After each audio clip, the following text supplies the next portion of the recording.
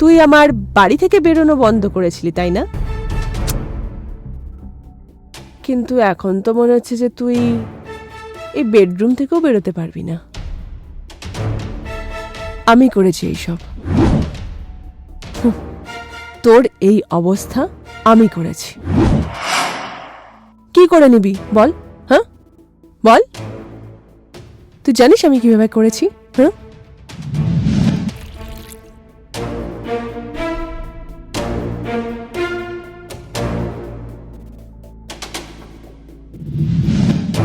এমন অবস্থা করব না তোর যে তুই মরার জন্য ভিক্ষা চাইবি, কিন্তু তুই মরতে পারবি না। একজন মহিলার ওপরে হাত উঠিয়ে তার উপরে চিৎকার করে নিজেকে পুরুষ মনে করিস? হ্যাঁ, এবার দেখা নিজের পুরুষত্ব। ওঠ, ওঠ না। সুরভি, ও সুরভি। আমি ওর জামা কাপড় বদলিয়ে আসছি।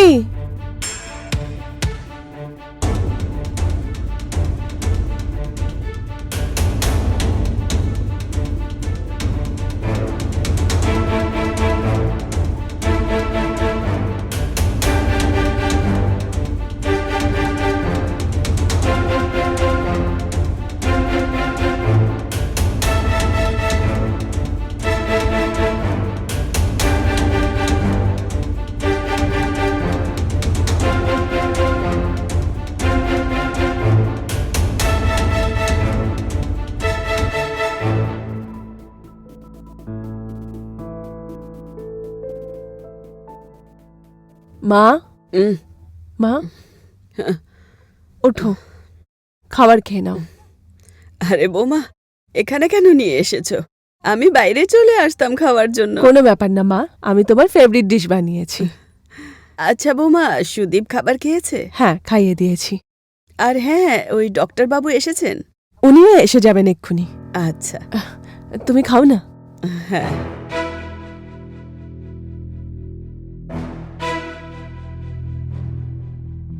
কেমন হয়েছে? খুব ভালো।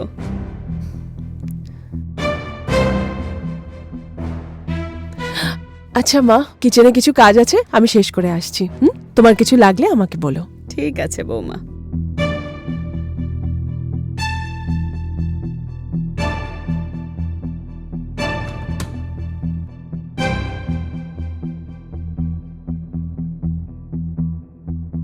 হ্যালো, চলে এসো। সবাই শুয়ে পড়েছে নাকি? হ্যাঁ, সবাইকে শুইয়ে দিয়েছি। ঠিক আছে, আমি আসছি তাহলে।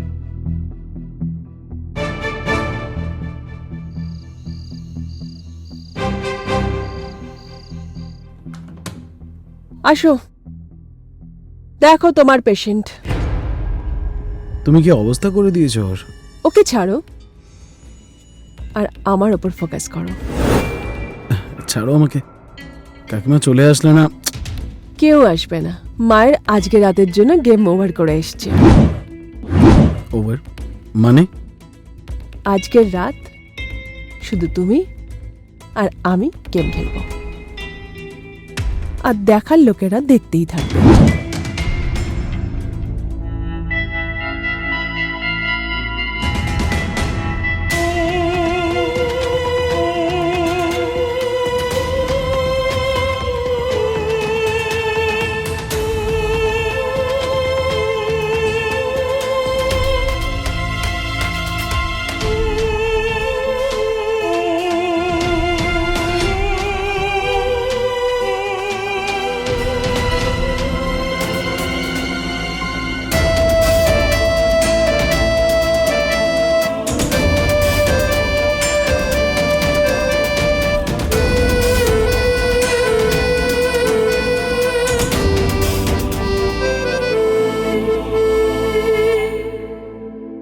কোনো স্বামীর জন্যে তার ওয়াইফের অন্য কোনো ছেলের সঙ্গে অবৈধ সম্পর্ক হওয়া, তাও ঠিক তার চোখের সামনে, ঠিক কতটা কষ্টকর হয় সেটা সুদীপ ছাড়া আর কেউ বুঝবে না।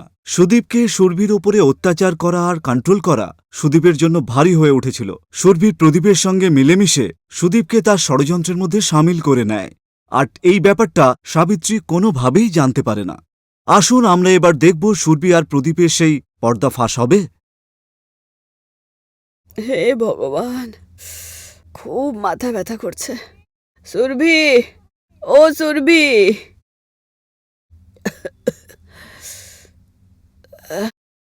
হে ভগবান। কি হয়েছে মা? ও জানি না, মাথায় খুব ব্যথা করছে, ভারী ভারী লাগছে। আমি মাথা টিপে দিই? না বৌমা, একটু আরাম করলে ঠিক হয়ে যাবে হয়তো। আচ্ছা বৌমা, রাত্রিবেলা ডক্টর বাবু এসেছিলেন? হ্যাঁ, উনি এসেছিলেন। উনি বললেন যে সুদীপের অবস্থা আগের থেকে অনেক ভালো। কতদিন হলো আমার বাচ্চার আওয়াজটাও শুনতে পাইনি। জানি না আমার সোনার কি হয়ে গেল। ব্যাস একবার ওর মুখ দিয়ে মা শব্দ শুনতে চাই, জানি না কবে শুনতে পাবো। মা, উনি খুব তাড়াতাড়ি শুনবেন। আমি দুর্গা মায়ের কাছে মানত করেছি, যখন সবকিছু ঠিক হয়ে যাবে তখন আমরা সবাই মিলে ওনার দর্শন করতে যাব। আর আমার মা বলে যে মন থেকে চাইলে দুর্গা মা সবকিছু পূরণ করে। তুমি হয়তো ঠিকই বলছো। মা, আমার মনে হচ্ছে তোমার শরীর ভালো নেই। তুমি একটা কাজ করো, তুমি ঘরে গিয়ে আরাম করো, আমি ওষুধ নিয়ে আসছি। ঠিক আছে বৌমা। হে ভগবান।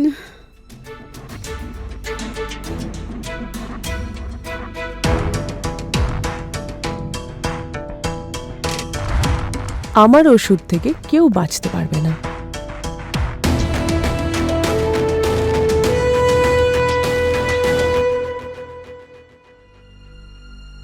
কি অবস্থা আমার পতি পরমেশ্বর? কি বলেছিলে তুমি? কি যদি আবার ওই ছেলেটাকে আমার সঙ্গে দেখতে পাস যে মার্কেটে ছিল, তো আমাদের দুজনকে জীবিত ছাড়বি না। আর এখন সেই ছেলেটাই রোজ তোর বইয়ের সঙ্গে রোম্যান্স করে তোরই চোখের সামনে। কি করলি তুই? আরে আঙুল ওঠানোরও ক্ষমতা নেই তোর। আরে ধন্যবাদ দে, এত কিছু ঘটনা ঘটার পরেও এত কাজকর্ম করছি, চান করানো, কাপড় বদলানো, বাথরুম নিয়ে যাওয়া, সব। হায়, কত ভালো বউ আমি। আর তুই? তোকে তো আমি সুরভি, আমি দুর্গা মার কাছে প্রার্থনা করেছি যে তোমাকে তাড়াতাড়ি ঠিক করে দেবে, তারপর আমরা একসাথে দর্শন করতে যাব।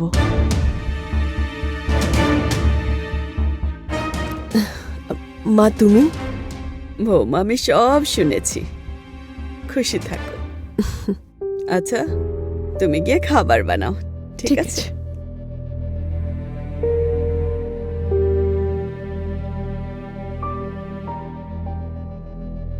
তুই তাড়াতাড়ি ঠিক হয়ে যাবি সোনা, একদম চিন্তা করিস না, ঠিক আছে?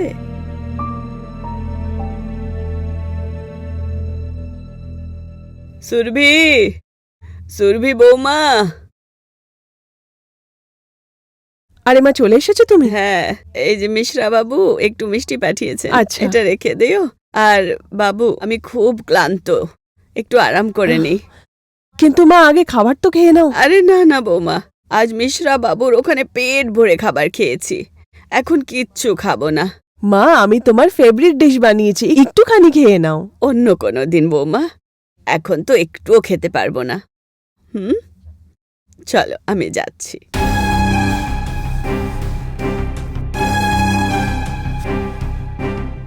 কি করব? এ যদি খাবার না খায় তাহলে আমার পুরো প্ল্যান ভেস্তে যাবে। কি করব?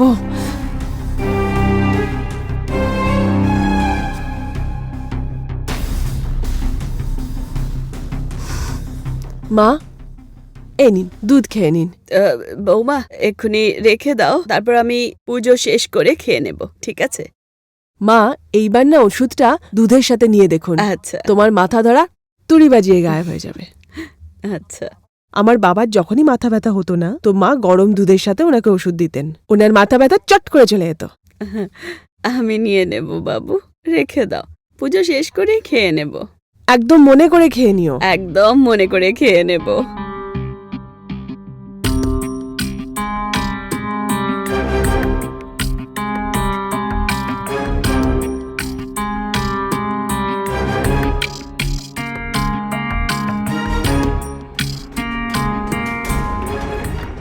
হ্যালো, চলে এসো। তুমি চলে এসো আমার বাড়ি, এখানেই দেখা করবো। তোমার কি মাথা খারাপ হয়ে গেছে নাকি? লাস্ট টাইম সুদীপ আমাদেরকে দেখে নিয়েছিল, তো কি কি করতে হলো। এবার যদি কেউ আমাদেরকে রাস্তাঘাটে দেখে ফেলে না, তাহলে আর বাঁচতে পারবো না। এই জন্য সবচেয়ে সেফ হলো আমার বাড়ি আর আমার বেডরুম, বুঝেছো? ঠিক আছে, আমি ওখানেই আসছি। চলে এসো, বাই।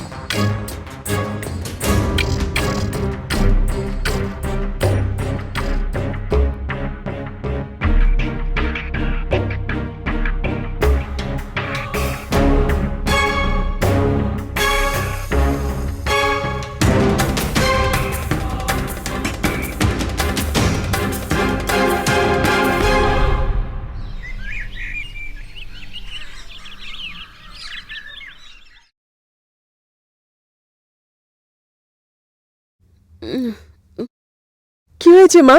শরীর ঠিক আছে তো? ব্যাস মনটা একটু ঘাবড়াচ্ছে। কাল রাত্রে দুধ খেয়েছিলাম, তারপরে ঘুমিয়ে পড়লাম। কালও ডাক্তারবাবুর সাথে দেখা হলো না। কোনো ব্যাপার না মা। আমার মনে হয় হয়তো আমার বিপি লো হয়েছে, বুকের মধ্যেও ব্যথা হচ্ছে। মা, ডাক্তারবাবুকে ডাকবো? হ্যাঁ ডাকো। হ্যাঁ।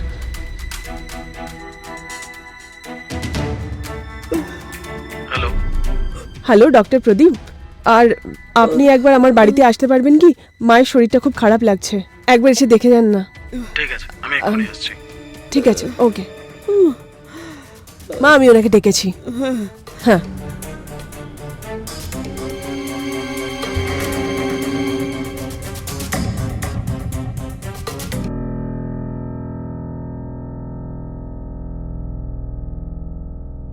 কাকিমা, আপনি তো একদম ঠিক আছেন, কোনো প্রবলেম নেই। Thank god. তাহলে মনটা এরকম ঘাবড়াচ্ছিল কেন ডাক্তার? আরে কখনো কখনো ওরম হয় একটুখানি। আমি বলেছিলাম না সবকিছু ঠিক আছে। আপনারা বসুন, আমি চা বানিয়ে আনছি। আরে সুরভি বৌমা, শোনো, তুমি একটা কাজ করো, তুমি ডাক্তারবাবুকে নিয়ে সুদীপের কাছে যাও, ওর চেক আপ করাও, ততক্ষণে আমি চা বানিয়ে নিয়ে আসছি। আরে মা, আমি বানিয়ে আনছি তো। আরে না না বৌমা, তুমি তো সারা দিন আমার আর সুদীপের সেবাই করো, আমাকেও তো সুযোগ দাও বৌমার সেবা করার জন্য। তোমরা দুজন যাও, আমি চা নিয়ে আসছি। চলুন।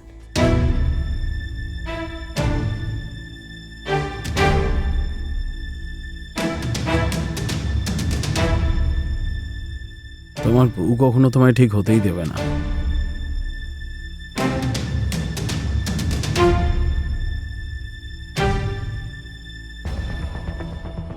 এই নাও বৌমা, তোমরা দুজন চা খাও। থ্যাংক ইউ মা।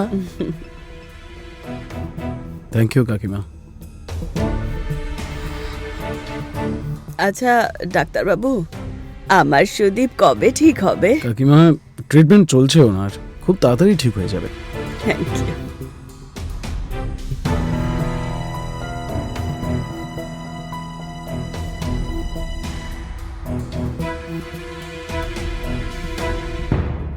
শোন বাবু, ডাক্তারবাবু বলছেন তুই খুব তাড়াতাড়ি ঠিক হয়ে যাবি।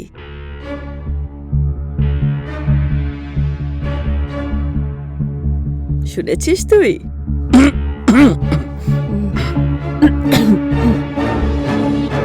তুই জানিস আমি ওদের দুজনের চালাকি ধরে ফেলেছি। তোর একটা কষ্টের, প্রত্যেক ধোঁকার আমি প্রতিশোধ নেব এদের থেকে।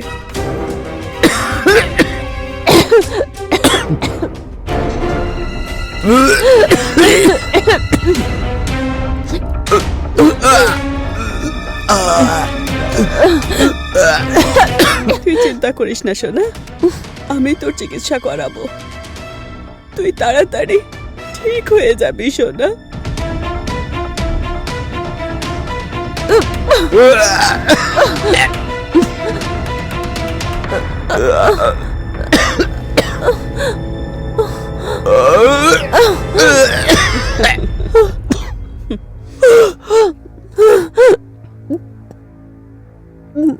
কাকিমা, চায়ের মধ্যে কি মিশিয়েছিলেন আপনি? বিষ।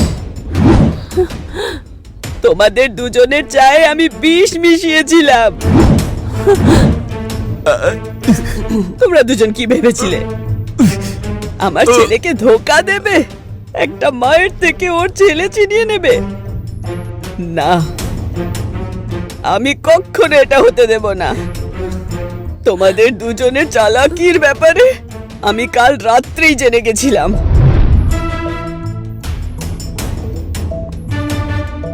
আজকে তোমাকে খুব সুন্দর দেখতে লাগছে আর এ কোত্থেকে আওয়াজ আসছে?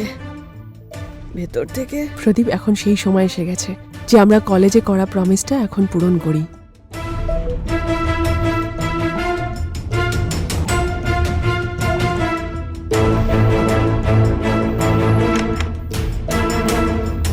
ওই বুড়ির কাছে অনেক পয়সা আর গয়না আছে, আমরা সেই সব নিয়ে পালিয়ে যাই। এমনি তো ওই বুড়ি তোমাকে সন্দেহ করছে, ও সুদীপের চিকিৎসা কোনো অন্য হসপিটালে করাতে চাইছে। আর আজ তো তোমার সাথে দেখাও করতে চাইছিল, সে তো আমি প্রত্যেক দিনের মতো ওনাকে খাবারে ঘুমের ওষুধ মিশিয়ে শুয়ে দিয়েছি, আর এর থেকে তো প্রতিশোধ নিয়ে নিয়েছি। একে ওষুধ খাইয়ে এর এই অবস্থা করেছি। এখন এ নিজের পায়ে কখনো দাঁড়াতে পারবে না। আমি 2-1 দিনে তোমাকে জানাচ্ছি, আমরা এই পুরো বাড়িটাকে লুটে নিয়ে অনেক দূরে চলে যাব।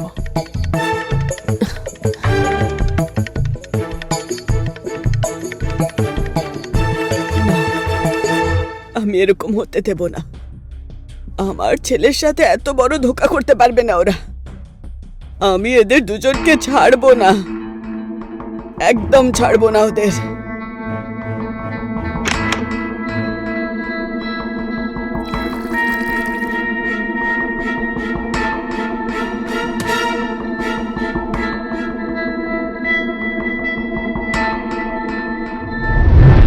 আর এই নকল ডক্টরকে ডাকার প্ল্যানও আমারই ছিল।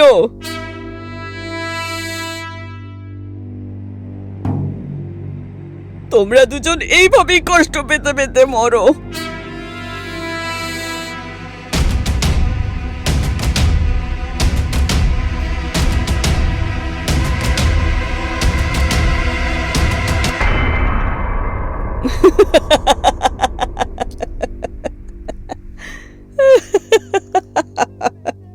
আমি আমার ছেলের প্রতিশোধ নিয়েছি।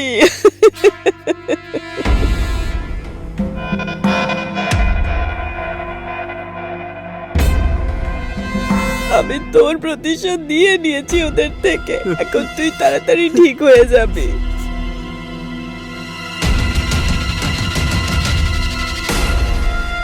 বন্ধুরা, আপনারা একটা কথা নিশ্চয়ই শুনেছেন, কামার যা গড়ে মনে মনে গড়ে।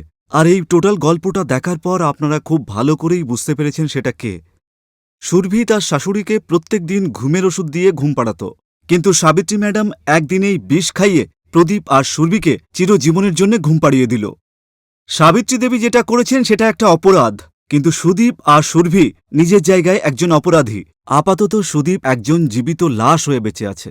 আপাতত আমি বিদায় নিচ্ছি, আপনাদের সঙ্গে আবার দেখা হবে একটা নতুন গল্প নিয়ে। ততক্ষণ নিজের আর পরিবারের খেয়াল রাখুন। জয় হিন্দ, জয় ভারত।